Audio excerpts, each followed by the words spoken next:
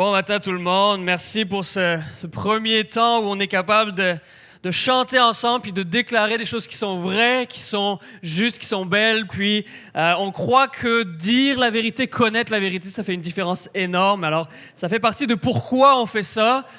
Comme disait Marc, c'est pas juste pour faire un show ou une performance, mais c'est vraiment une occasion de partager puis de se rappeler ce qui est vrai et pas se laisser envahir par les doutes, par les mensonges, par les idées fausses, mais d'être continuellement encouragé puis élevé, bâti par la vérité. Et c'est ça qu'on va faire ce matin. Je veux vous souhaiter la bienvenue. Mon nom, c'est Tim. Je suis un des pasteurs ici. Puis ce matin, c'est vraiment un matin exceptionnel parce que c'est un moment qu'on met à part où on va entendre des gens, voir des décisions qui vont être prises. Puis c'est exactement ça que c'est le baptême, voir quelque chose qu'on est capable de constater avec nos yeux, mais qui reflète une réalité en arrière qui est la décision de suivre Jésus. Ici, on est complètement et parfaitement passionné par la personne de Jésus. Si c'est pas votre cas ce matin, vous êtes à la bonne place pour en apprendre plus. Puis si la personne de Jésus, vous comprenez, vous savez que c'est quelqu'un de vraiment très important, on est vraiment béni de pouvoir être ensemble, on est chanceux de pouvoir être ensemble, puis de célébrer ça ensemble aussi. On veut s'encourager continuellement à orienter nos vies dans cette direction-là. Et c'est ça qu'on va faire ce matin. C'est vraiment le fun qu'on puisse prendre ce temps à part. Je suis conscient que certains d'entre vous, vous avez besoin d'un petit encouragement ce matin après la défaite des Canadiens d'hier soir. Fait que rassurez-vous, on va avoir plein de raisons de se réjouir puis d'oublier ce qui peut être oublié, vraiment. C'est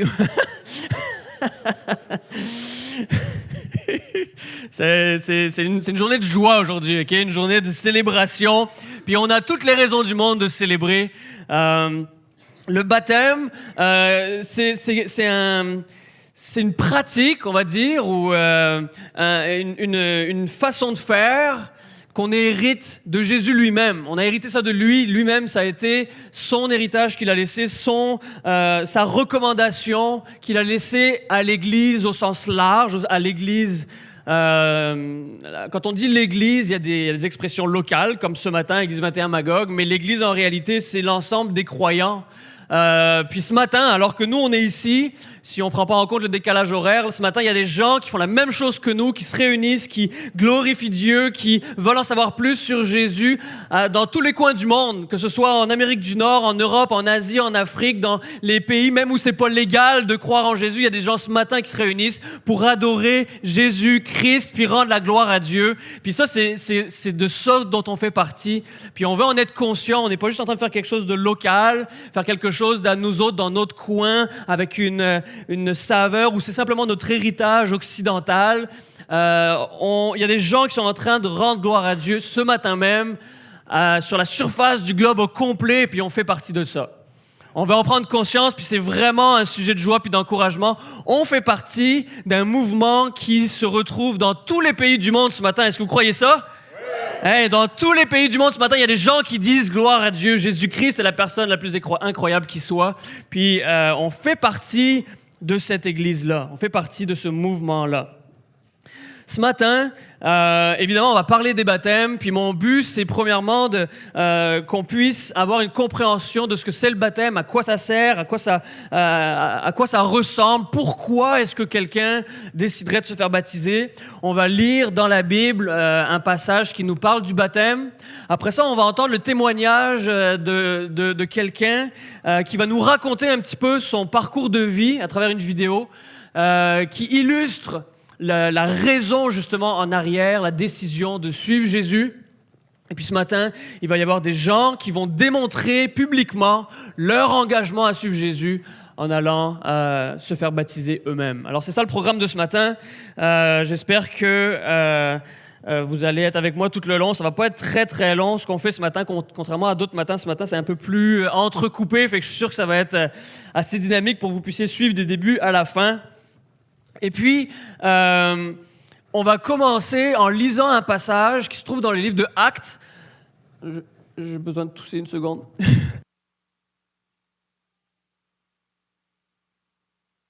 Meilleur. Ça, c'est la vraie vie. Voilà. le livre des Actes nous parle finalement des premiers pas de l'Église, des premiers pas des gens qui ont côtoyé Jésus, puis après ça, quand Jésus, il est mort et ressuscité, puis il s'en est allé vers le Père, il a envoyé les gens qui avaient décidé de le suivre en disant, allez maintenant, répandez ce message de bonne nouvelle partout où vous allez aller, dans le monde entier, puis ça a l'air que la job c'est bien faite parce que comme j'ai dit, il y en a dans le monde entier maintenant, même si c'est pas terminé. Puis le livre des Actes nous parle de cette période de l'Église, au début de l'Église.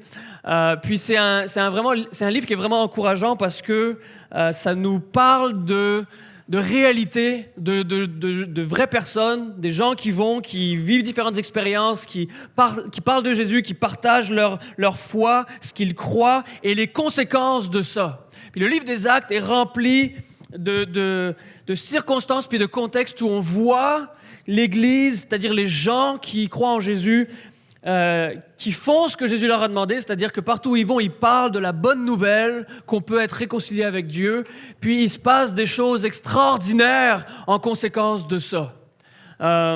L'Église, puis la relation avec Dieu, l'appartenance à la famille de Dieu, c'est absolument pas limité à une entreprise humaine.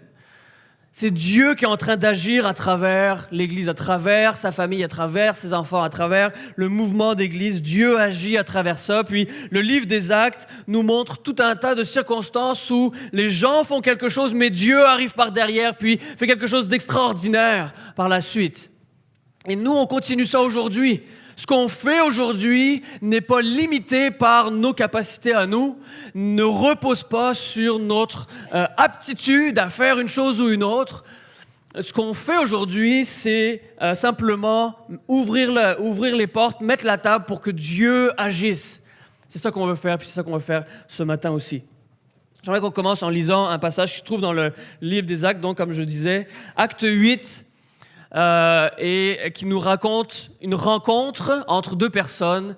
On va lire ça ensemble. Un ange du Seigneur s'adressa à Philippe en disant « Lève-toi et va en direction du sud sur le chemin qui descend à Jérusalem, à Gaza, celui qui est au désert. » Puis là, le texte ne nous dit pas s'il a parlé avec des mots audible qu'on aurait pu entendre ou si c'est simplement une conviction forte que Dieu a donnée à Philippe, peu importe. En tout cas, ce message a été transmis à Philippe et qui lui dit de descendre à Gaza. Il se leva et partit. Or, un eunuque éthiopien, haut fonctionnaire de Candace, la reine d'Éthiopie, et administrateur de tous ses trésors, est venu à Jérusalem pour adorer. On a un nouveau personnage qui est un ministre, peut-être ministre des Finances, ce serait ça aujourd'hui, là, qui s'en va d'un autre pays, d'Éthiopie, puis qui s'en vient adorer à Jérusalem. Il repartait, assis sur son char, et lisait le prophète Ésaïe. L'Esprit dit à Philippe, et simplement pour mettre les choses le plus clair possible, la Bible nous révèle Dieu en trois personnes, un Dieu trinitaire, qui est un mot qui ne se trouve pas dans la Bible, mais le Dieu en trois personnes est constamment identifié dans la Bible, et il s'agit du Père, du Fils et du Saint-Esprit, puis chacun joue un rôle distinct, agissent dans différents contextes, puis sans autre explication, le texte nous dit simplement « L'Esprit a parlé à Philippe ». L'Esprit a parlé à Philippe. Aussi simple que ça. Ça peut sembler désarmant. Okay, comment ça fonctionne, ça? Est-ce qu'on peut le disséquer, ce processus? Est-ce qu'on peut l'analyser? Puis... Non, le texte nous dit que l'Esprit a parlé à Philippe. Encore une fois, est-ce que c'est une voix audible? Est-ce que c'est une conviction profonde qui lui est donnée? Tout ce qu'on sait, c'est que Philippe a entendu ce que Dieu voulait pour lui, puis il a répondu. Et l'Esprit donc dit à Philippe, « Avance et approche-toi de ce char. » Philippe a couru et entendit l'Éthiopien lire le prophète Ésaïe. Maintenant, avant d'aller plus loin, on va continuer la lecture du texte, mais avant ça, je ne sais pas si c'est votre cas, mais je sais que c'est le mien, puis j'ai entendu la même histoire racontée par plusieurs personnes. Quelqu'un qui vient me voir puis qui dit « Hey, à un moment donné, j'étais dans une situation où j'étais à l'aéroport, où j'étais dans l'autobus, où je traversais la rue, puis là, j'ai vu une personne, puis je savais que Dieu voulait que j'aille lui parler. » Ouais, mais pourquoi? Est-ce que tu as des impulsions comme ça pour chaque personne que tu croises? Non, certainement pas. Aujourd'hui, on croise des milliers de personnes en une seule journée, ce serait très compliqué. Mais souvent, ça arrive que des gens disent « J'étais dans une situation quelconque, puis là, j'ai vu quelqu'un, et je savais qu'il fallait que j'aille lui parler. Est-ce que ça vous est déjà arrivé?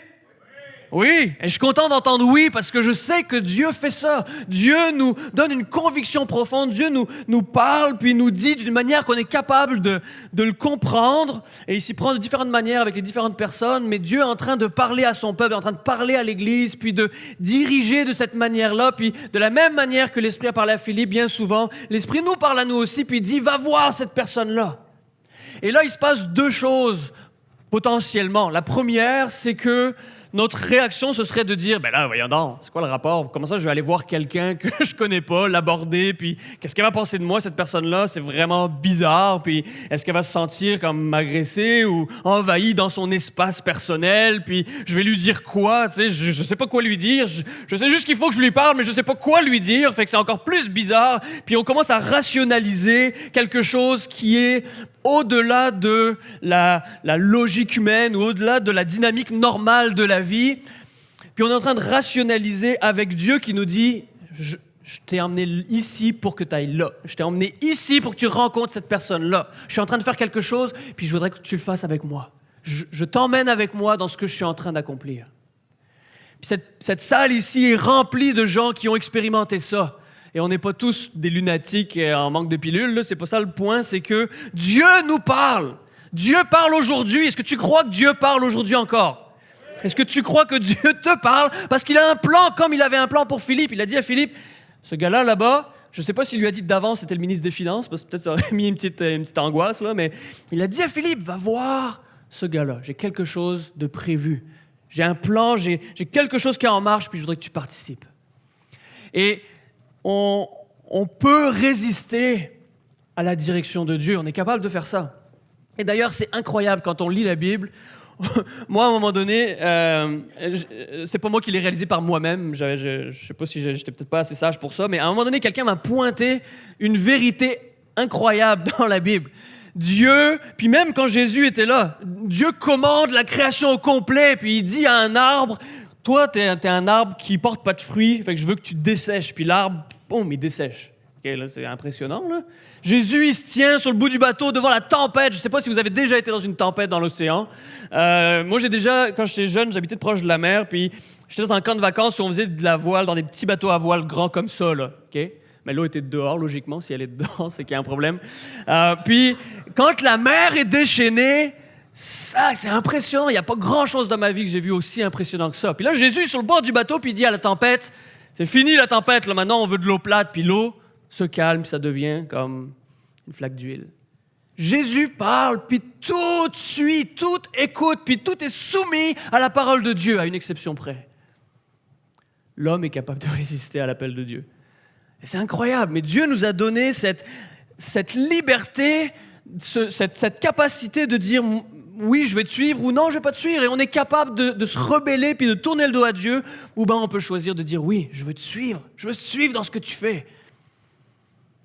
Et à chaque fois que j'ai parlé à quelqu'un qui m'a dit, j'étais à un endroit, j'ai vu quelqu'un, puis j'étais convaincu que Dieu voulait que j'aille lui parler, puis j'ai été lui parler. Puis à chaque fois, sans exception, il s'est passé quelque chose d'extraordinaire.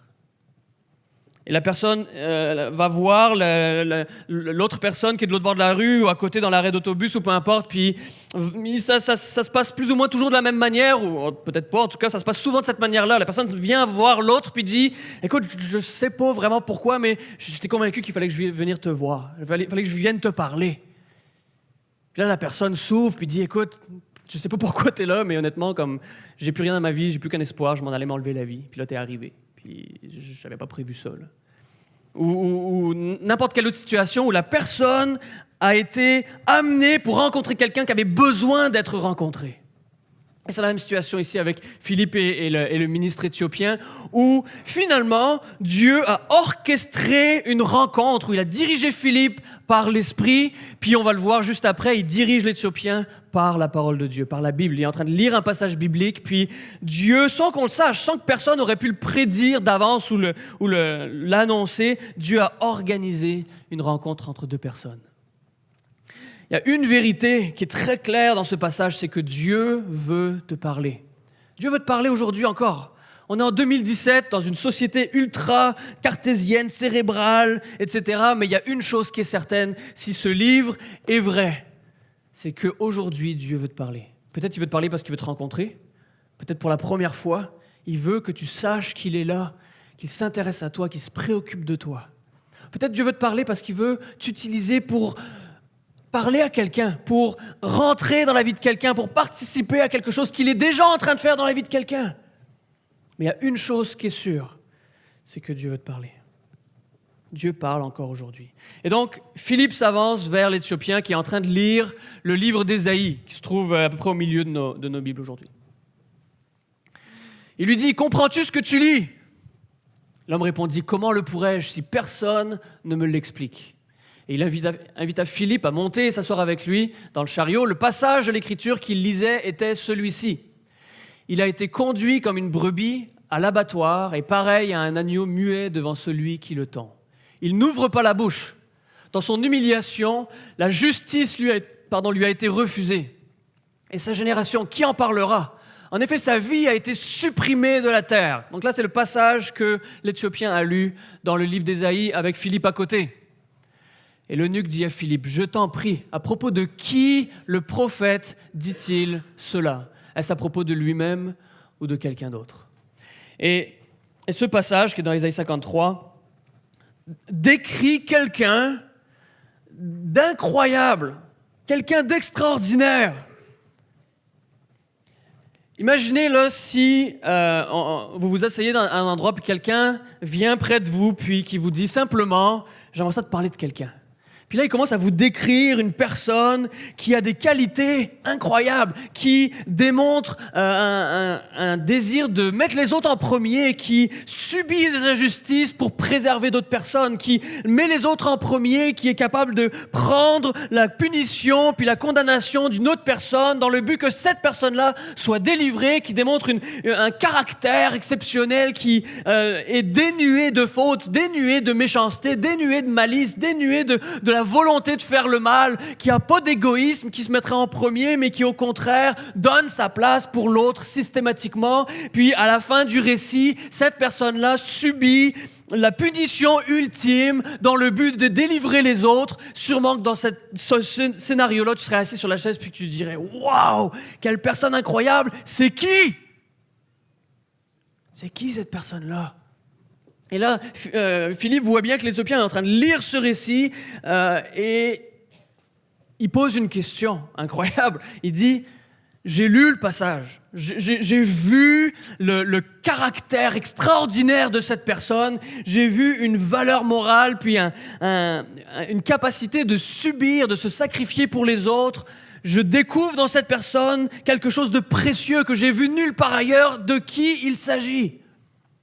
Est-ce que vous comprenez à ce moment-là comment Dieu a préparé le processus pour que l'Éthiopien soit disposé à entendre la réponse? Dieu a parlé à l'Éthiopien de cette manière-là. Il a dit à Philippe, va voir le gars, mais entre-temps, Dieu avait préparé quelque chose dans le cœur de l'Éthiopien.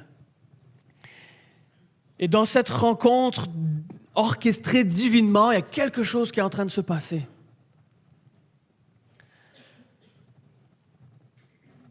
Je suggère que Dieu fait la même chose avec chacun d'entre nous.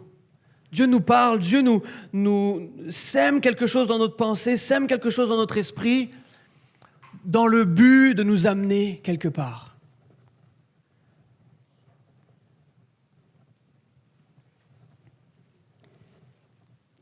On va continuer le passage. Comme ils continuaient leur chemin, j'ai pas fini la lecture de celui-là, hein. Alors Philippe prit la parole, ouais, c'est quand même un passage très important. Et donc il pose la question, il s'agit de qui? Est-ce que c'est lui ou un autre? Alors Philippe prit la parole et partant de ce texte de l'Écriture, lui annonça la bonne nouvelle de Jésus. Et tout ce que cette personne, cet Éthiopien avait pu rassembler comme information, comme questionnement, comme considération, tout ça a fini par pointer à Jésus-Christ.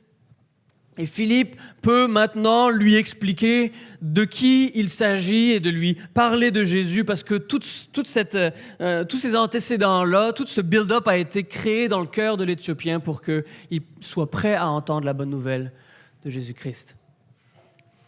Ça me rappelle, je ne sais pas si vous avez déjà vu le film Karate Kid. Quelqu'un qui a vu le film Karate Kid? Okay. Qui a vu le premier Karate Kid? Les vrais, là, OK?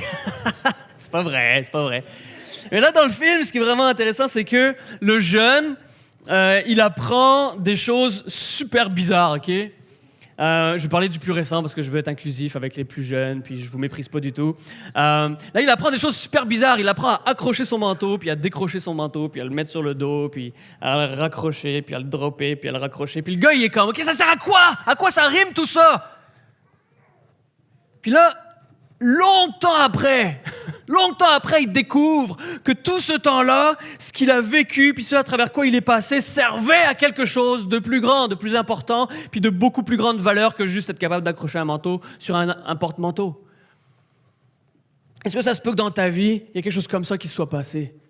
Que Dieu, petit à petit, a commencé à te parler. Que Dieu, petit à petit, a semé dans ton cœur l'idée « Je veux te rencontrer ». Je veux que ta vie soit changée. Je veux que ce que tu connais aujourd'hui, qui ressemble à une impasse avec des défis, avec des épreuves, sans solution, sans espoir, ça, je veux le transformer, te donner une nouvelle vie. Puis que les différents éléments qui, tout seuls, à ce moment-là, n'avaient pas vraiment de sens, Dieu, tout ce temps-là, était en train de te parler. Il continue à te parler jusqu'à ce que tu sois prêt à l'entendre. Et peut-être que ce moment-là, c'est ce matin, où à partir de tout ce que Dieu t'a dit, tout ce qu'il t'a montré, que tu en étais conscient ou non, que ce matin, tu puisses entendre parler de la personne que ça concerne tout au long. Et cette personne, c'est Jésus-Christ. Et la bonne nouvelle dont Philippe a parlé, la bonne nouvelle de Jésus-Christ, c'est que sans Dieu, on est un cas désespéré. Sans Dieu, il n'y a pas d'espoir. Quand on est séparé de Dieu, on est livré à nous-mêmes, pour mener une vie qui a beaucoup de difficultés à faire du sens, à faire face à nos épreuves, à se contenter de joies qui sont passagères et vides, et ne pas trouver un sens à notre vie, ne pas trouver une compréhension de pourquoi on existe, puis surtout de ne pas avoir la notion de qui on est vraiment, parce que notre identité est ancrée dans le fait qu'on a été créé par Dieu avec une intention, avec un désir. On a été voulu, mais tout ça a été brisé quand on a choisi de tourner le dos à Dieu. Et Jésus-Christ est cette personne qui a mené une vie parfaite et qui a choisi de prendre notre punition à notre place pour qu'on puisse être réconcilié avec Dieu. Et quand Jésus est mort sur la croix, c'est pas parce que les Romains l'ont trouvé coupable de trahison ou d'usurper l'autorité de César. C'est pas parce que les Juifs ont décidé qu'ils mélangeaient trop la foule. C'est parce que Jésus était venu pour prendre notre punition, pour prendre ta punition. Le passage continue. Comme ils continuaient leur chemin, ils arrivèrent à un point d'eau. Et l'eunuque dit « Voici de l'eau. Qu'est-ce qui empêche que je sois baptisé ?» Philippe dit, si tu crois de tout ton cœur, cela est possible. Et en passant, ce croire-là est basé sur le passage précédent où Philippe a expliqué la bonne nouvelle de Jésus. Que Jésus est venu pour prendre notre dette et la payer sur la croix et le troisième jour, il a vaincu la mort, il est ressuscité et qui nous donne accès à Dieu. Et basé sur cette bonne nouvelle-là, il dit, si tu crois de tout ton cœur, cela est possible. Et l'eunuque répondit, je crois que Jésus-Christ est le Fils de Dieu. Alors il fit arrêter le char, Philippe et l'eunuque descendirent tous les deux dans l'eau, et Philippe baptisa l'eunuque. Si on prend un pas de recul, c'est vraiment ça, dans toute sa simplicité, le plan de Dieu pour chacun d'entre nous. Ça dit un petit peu plus tôt dans le même livre, changez d'attitude, ou une autre traduction dirait, repentez-vous, changez de direction. Changez de votre manière de vivre sans Dieu, changez de votre manière de vivre où Dieu est soit absent, soit pas important, soit en colère seulement. Changez de direction et comprenez que Dieu vous aime assez pour que son Fils paye la dette à votre place.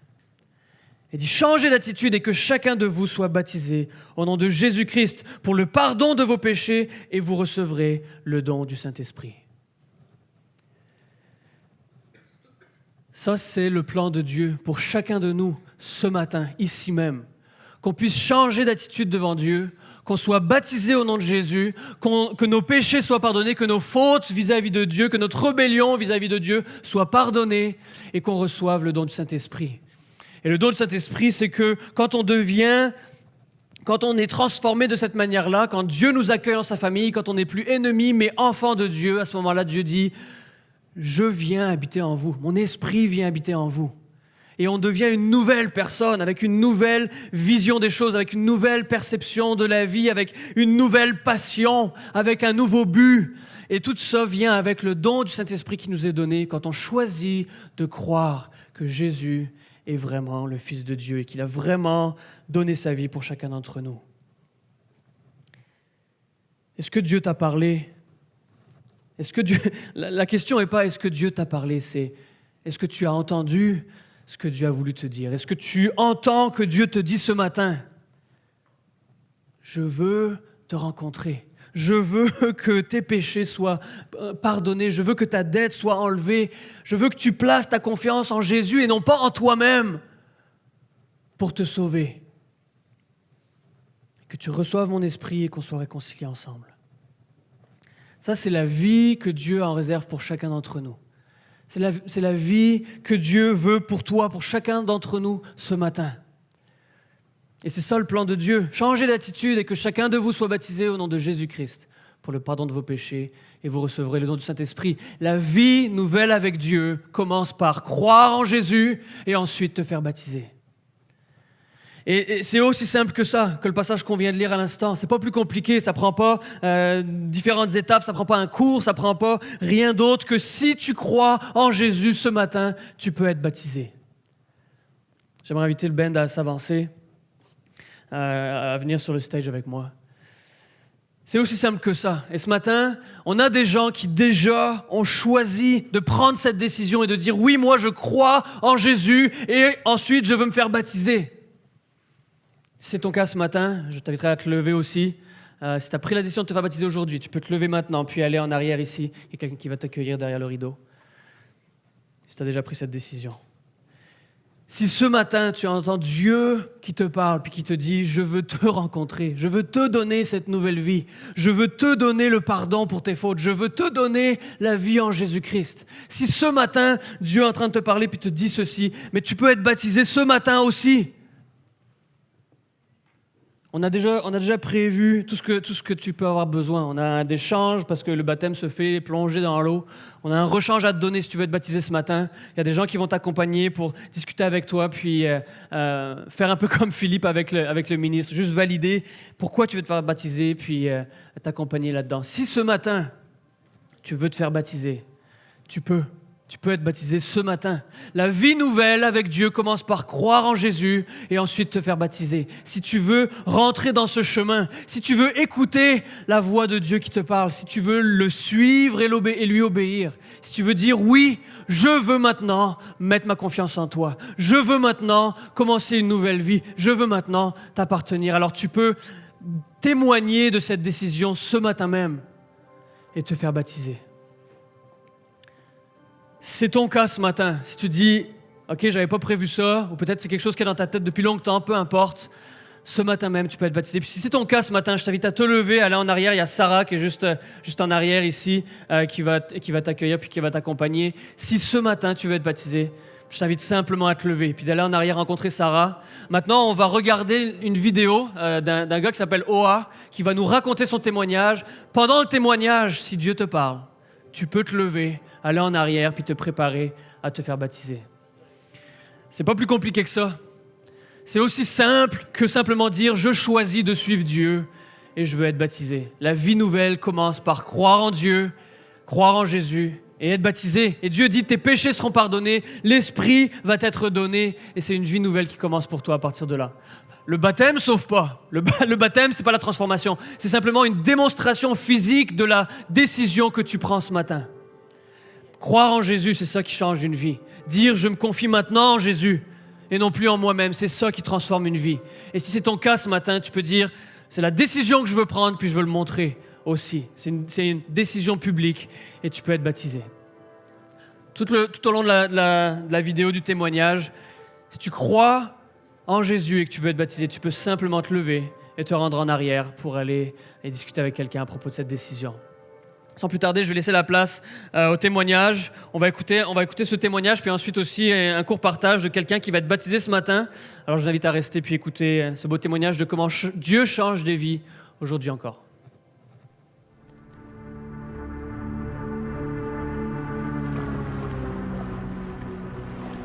J'avais 3 ans, ma soeur avait 2 ans. Mes parents avaient des faux passeports chinois. Le bateau dans lequel on était, accosté dans le port de Hong Kong, était en fait notre camp de réfugiés. On était séquestrés là, avec les vagues et entre les murs de fer et une petite fenêtre ronde là, en hublot pour pouvoir regarder à l'extérieur. Je suis tombé malade, très malade. Puis mes parents, qui étaient les 2 médecins, devaient, impuissants, constater ça. Des années fin 60, des années 70. Le Vietnam, qui était une ancienne colonie française, il y a eu comme une révolution populaire. Le nord du Vietnam qui voulait un régime communiste et le sud du Vietnam voulait rester capitaliste. Et les communistes ont gagné. En 1975, ma mère était enceinte de moi. Elle a rencontré à un moment donné un soldat communiste. Il a dit à ma mère, toi, ton enfant, là, il ne fera jamais aucune étude universitaire comme toi, il ne fera jamais rien de grand, parce que ma mère, elle soutenait le régime capitaliste. C'est ça qui a envoyé le déclic pour dire, moi, je ne peux plus vivre ici. J'ai plus d'avenir pour moi, mais surtout, j'ai plus d'avenir pour mes enfants. Tu te faisais attraper à fuir le pays communiste, tu te faisais soit jeter en prison, ou pire que ça, là, carrément exécuté. Quand ils ont pris cette décision-là de quitter leur pays, de risquer le tout pour le tout, puis d'embarquer là, dans l'inconnu, dans des bateaux qu'on ne savait pas même si ça allait flotter ou combien d'essence il y avait pour se rendre, s'il y avait assez de nourriture. C'était vraiment l'inconnu le plus total. Là, on est en mer, dans ce bateau de pêcheurs-là, à pleine capacité. Là. Ils ont décidé de transférer une partie du premier bateau sur le deuxième bateau. Mais ça se faisait en haute mer, durant la nuit, puis il n'y avait pas de passerelle entre les 2 bateaux. Là. On était en plein milieu de l'océan, il y avait des vagues, puis il fallait sauter cet espace-là pour se ramasser l'autre bord. Et si on trébuchait ou on ne sautait pas assez loin, ben on tombait dans l'eau. J'ai été lancé sur le deuxième bateau, quelqu'un m'a attrapé. Et c'est comme ça que moi et mon père, on a été transférés sur ce deuxième bateau. Ils ont déclaré qu'il n'y avait plus de place sur le deuxième bateau. Mais le problème, c'est que ma sœur et ma mère étaient encore sur le premier bateau. Si les 2 partaient chacun de leur côté, là, c'était quasiment impossible de se retrouver dans ce monde. Mais ma mère n'était pas capable, elle était complètement hystérique.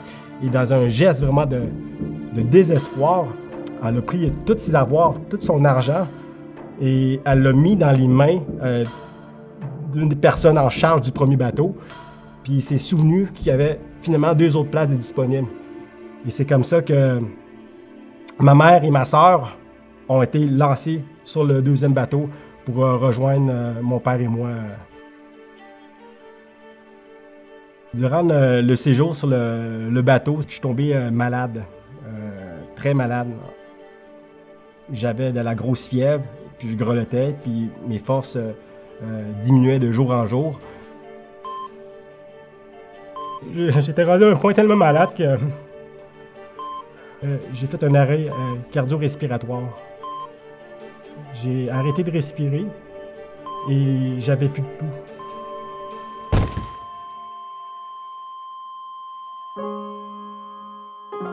Ma mère a dit qu'elle était tellement hystérique, qu'elle était tellement là, en dehors de ses moyens, que c'était même pas elle qui faisait les manœuvres de réanimation. Là. Elle pleurait, elle était en détresse, puis elle était dans tous ses états. Mon père non plus, il était impuissant, même si les 2 étaient médecins. Apparemment, c'est les gens autour là, qui ont fait des manœuvres de réanimation. Mais ma mère, elle a prié pour que Dieu nous vienne en aide, puis quelque chose qui se passe. Là. Je suis revenu à la vie. J'ai recommencé à respirer. Mon cœur s'est remis à battre. Et mon pouls est revenu. Les autorités locales ont permis à ce que je sorte du bateau et pour que je puisse avoir des soins intensifs. Et une fois guéri, j'ai pu réintégrer le bateau avec ma famille, mes parents et ma sœur. Le Canada nous a ouvert les bras. Mes parents qui étaient médecins à l'époque au Vietnam, ici, leur diplôme n'était pas reconnu. Donc, ils devaient refaire leur médecine malgré le fait qu'ils devaient apprendre le français. Comme mon père devait travailler de nuit, ma mère faire 2 emplois. Leur vœu le plus cher, c'était que je suive leur trace puis que je devienne médecin à mon tour. Leur aide est devenu mon rêve, en fait. J'ai eu une réponse positive là, pour entrer en médecine à l'Université de Sherbrooke. C'était vraiment un des moments les plus heureux de ma vie, ce que je puisse me souvenir. Là.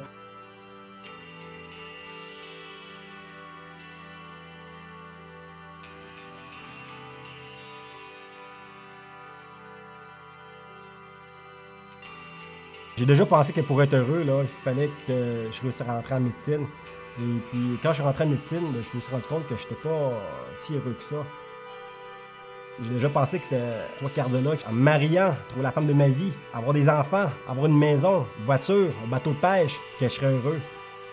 J'ai tout eu ça, mais on dirait que j'étais pas comblé. Il y avait encore quelque chose. J'ai dit peut-être qu'il fallait que je fasse d'autres choses, que j'ai une reconnaissance professionnelle, que j'ai des prix et tout ça. Et je les ai reçus. Il y a toujours un vide, il y a toujours quelque chose qui manque. C'était samedi de Pâques 2015. Je m'installe devant la TV. C'était normal qu'il y avait des films sur la vie de Jésus à la télévision. Et puis, je l'écoute. On voit Jésus là, se faire insulter, humilier, se faire battre parce qu'il se proclamait être le Fils de Dieu. Je regardais ça et je me dis, voyons là, c'est exagéré, là. C'est une histoire inventée, ça ne va pas être si vrai que ça. Là. J'étais sur le point même de changer de poste. Là. Sauf que là, je me suis dit, bon, je vais vraiment faire l'exercice de dire, pourquoi les gens, là, à l'époque, il y a 2000 ans, ils voulaient le tuer? Je veux dire, son message, c'était juste un message d'amour, d'aimer son prochain. Il a même guéri des gens, il a fait des miracles. Même s'il dit que c'est le Fils de Dieu, on n'y croit pas, mais pourquoi vouloir tuer une telle personne? C'était ça, ce bout-là, que je n'étais pas capable de comprendre. Fait que je me dis, je vais me mettre dans la peau des gens. C'est là que j'ai réalisé que je n'étais pas une si bonne personne que ça, là. J'étais le maître de ma vie. Je voulais pas que quelqu'un me dise quoi faire. Je voulais pas que quelqu'un d'autre gère ma vie. Puis ce Jésus-là était en train d'enseigner quelque chose qui était peut-être contraire à ma vie. J'aurais pu faire partie de ceux qui l'ont crucifié. Puis si Jésus est vraiment le Fils de Dieu, j'avais une crainte là, qui aurait pu me punir et qui a pu enlever toutes les bonnes choses qu'il m'a données, toute la grâce qu'il m'a donnée. Parce que j'avais justement cette intention-là de vouloir tuer, écarter son fils qui voulait me dire quoi faire, comment gérer ma vie. Là, Jésus est en train de regarder les gens en bas, ceux-là même qui l'ont crucifié, qui l'ont torturé. Là, il a vraiment fait quelque chose d'impensable. Là. Ce qu'il a dit, « Père, pardonne-leur quand ils ne savent pas ce qu'ils font. » Honnêtement, je pensais que jusque-là, que j'étais une des plus bonnes personnes qu'il n'y avait pas sur Terre. J'étais même pas prêt à ce qu'un de ceux-là qui m'aurait torturé survive, mais encore là que lui, il a demandé à son père de pardonner à ceux-là même qui l'ont tué.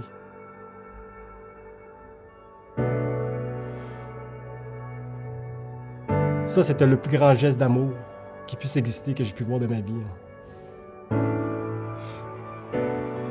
J'aurais voulu le condamner parce que j'aurais pas voulu qu'il me dise quoi faire de ma vie. Et puis, lui, dans son amour, il demande à son père de pardonner à ceux qui l'ont crucifié. Et ceux qui l'ont crucifié, j'en faisais partie. Ma crainte est comme tombée Il y a comme une paix là, qui est venue s'installer. Là. Et là, à ce moment-là, j'ai vraiment réalisé que c'était vraiment le Fils de Dieu. Je savais qu'il fallait que je le suive si je voulais avoir le pardon de son Père.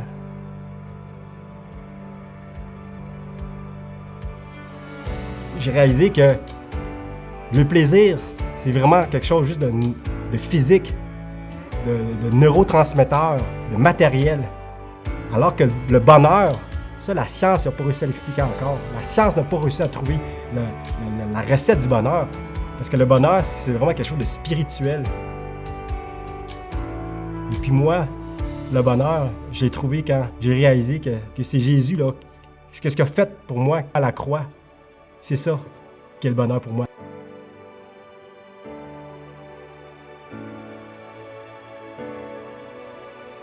Mon nom est Oado et je suis deuxième.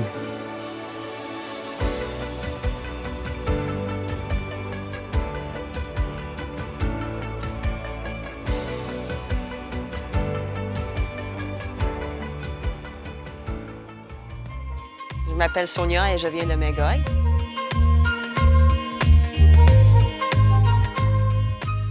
Ma vie avant Jésus, c'était assez difficile. Je ne savais pas où je m'en allais. Je n'avais pas de paix intérieure. Et par la suite, j'avais toujours un besoin de... J'avais un mal de vivre. Je cherchais quelque chose à l'extérieur, toujours à l'extérieur, pour combler ce qui me manquait.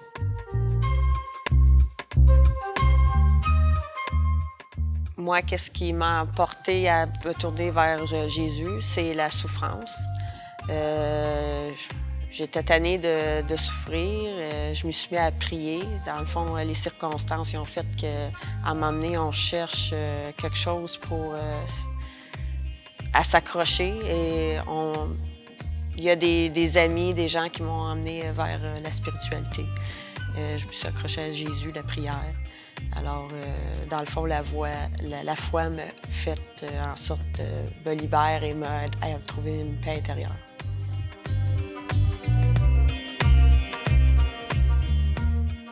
J'ai compris que Jésus a fait pour moi, c'est de me libérer de mon mal de vivre. Il veut que j'aie une paix intérieure.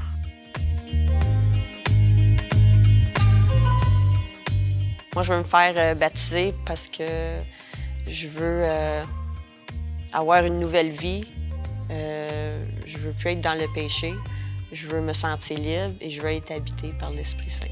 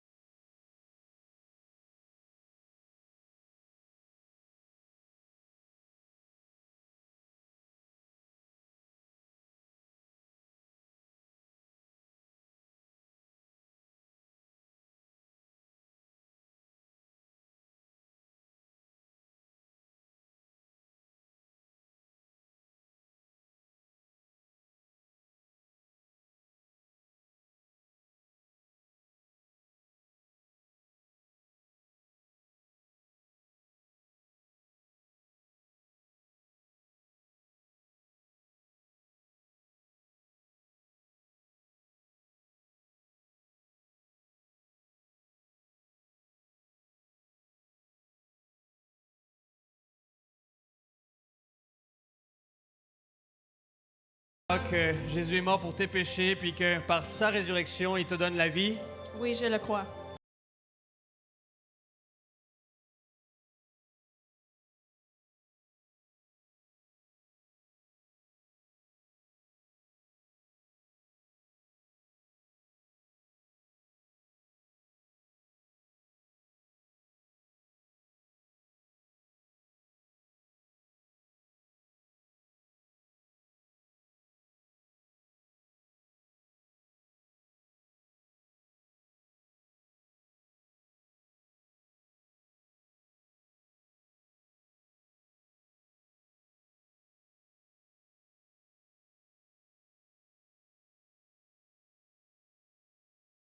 Guy, est-ce que tu choisis suivre Jésus?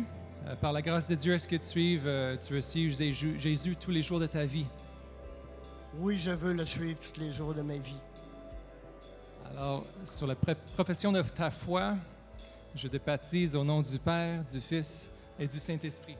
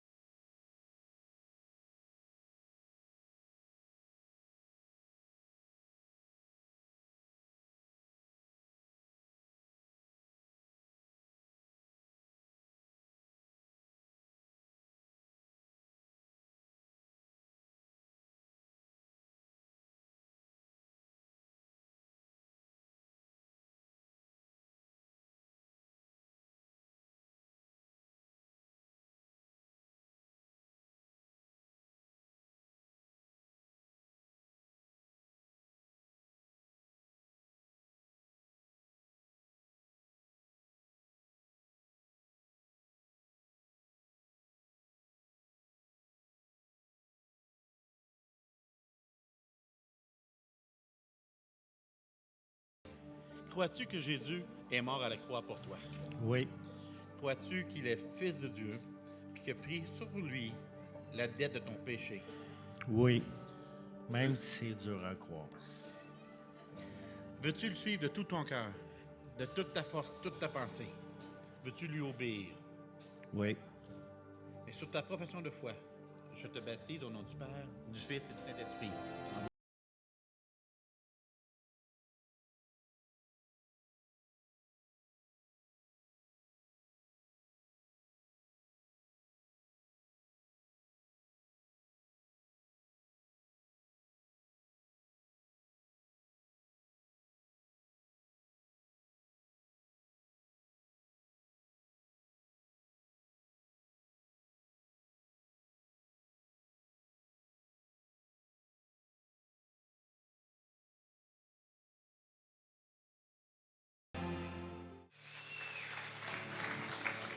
Oui, Dieu, on veut te remercier pour cette matinée incroyable.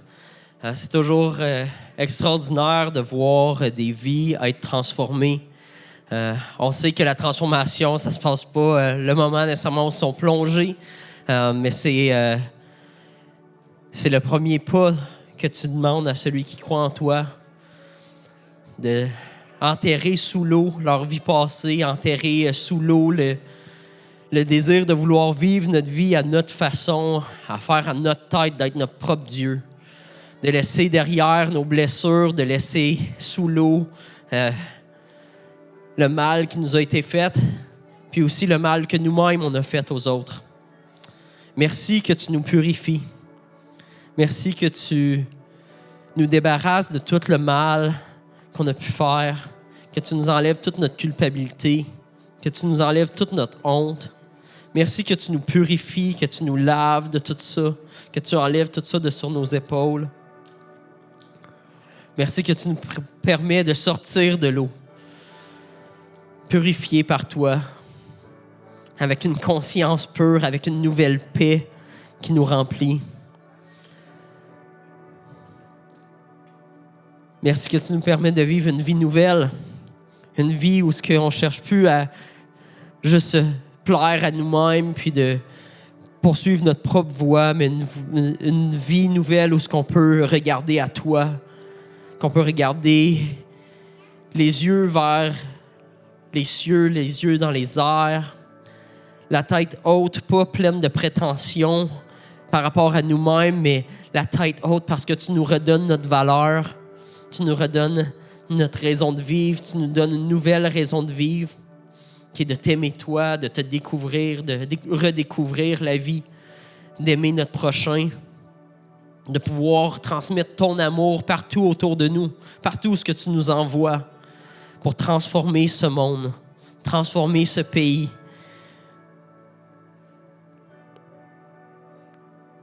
Dieu, je te prie que ce matin, ça ne puisse pas juste être une matinée qui finisse avec une célébration comme ça, mais que ça puisse être aussi un nouveau départ pour chacun d'entre nous.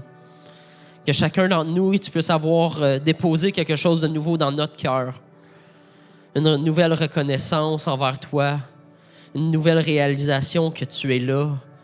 Que tu es près de ceux qui ont le cœur brisé. Que tu es près de ceux qui te cherchent. Puis que tu promets de te révéler à ceux qui te cherchent. Donc, je te prie que chacun d'entre nous, on puisse continuer notre cheminement. Merci que tu es un Dieu qui n'impose pas ton cheminement, qui n'impose pas qu'on soit obligé de faire ce que, comme tu nous dis, comme Timothée partageait, tu as le pouvoir de dire à la mer de se calmer. Tu as le pouvoir sur toute la création, mais dans ton amour, tu as choisi de nous laisser le choix de répondre à toi